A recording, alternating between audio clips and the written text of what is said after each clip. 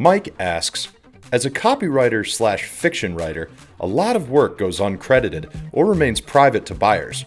What's the best way for me to showcase my business without practical examples of my work?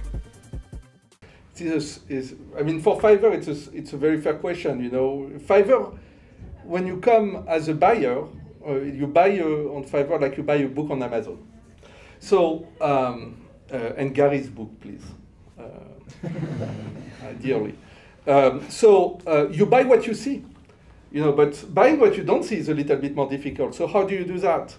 It's about your seller profile. It's about your skills. It's about the emotion and your talents on how to describe your gig on Fiverr. It's about to show your personality. It's about to put your face as your profile picture and not use a design. You want to create trust and confidence to do that. That would be my key recommendation. I would say this. Look, again, I mean, I'm going to pound this because it's just true. They wouldn't be here. You know that. So this is a great tool at what it does. You don't need to make every tool do everything for you. If you want to get your name out there as this great writer, there's something called Medium. Medium's amazing.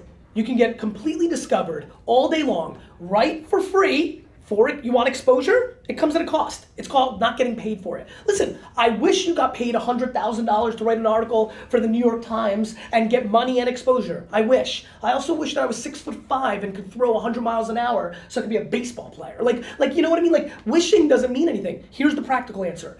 You don't use a screwdriver to hit in a nail. You have a whole tool belt. And so you don't need to make Fiverr do this, and you don't need Snapchat. Everyone's like, oh, Snapchat, how are you going to target? You don't.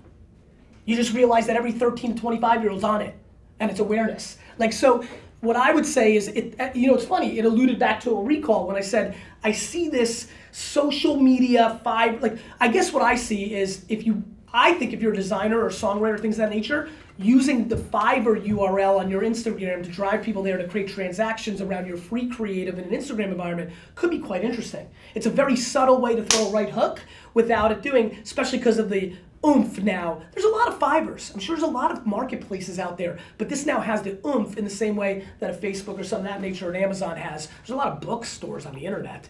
Once something hits scale and it's the brand, you take advantage of that. And so I would say write great stories for free on platforms where people can see it. Here's a good one.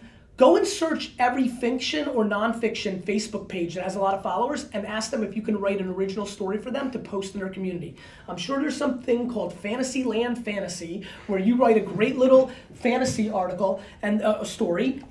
What kind of page is that? It's a Facebook page. Okay. And there's moving on. Yeah, but like, I think there's some sort of silly page that probably has 4 million fantasy readers that people love, that Harry Potter and stuff like that. You write a great story for it. They post because they said yes, or maybe they'll charge you for the exposure. I don't know. Heck, you may have to get charged to build your brand and things of that nature. Nonetheless, it's about exposure, and you've got to find the avenues that have it, and not every tool has to do everything for you.